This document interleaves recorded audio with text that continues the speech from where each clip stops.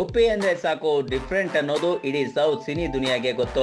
ಉಪ್ಪಿ ಸಿನಿಮಾಗಳ ಟೈಟಲ್ ಇಂದ ಹಿಡಿದು ಅವರು ಆರಿಸಿಕೊಳ್ಳೋ ಸಬ್ಜೆಕ್ಟ್, ಅದರ ಟ್ರೀಟ್ಮೆಂಟ್ ಎಲ್ಲವೂ ವಿಭಿನ್ನವಾಗಿರುತ್ತೆ.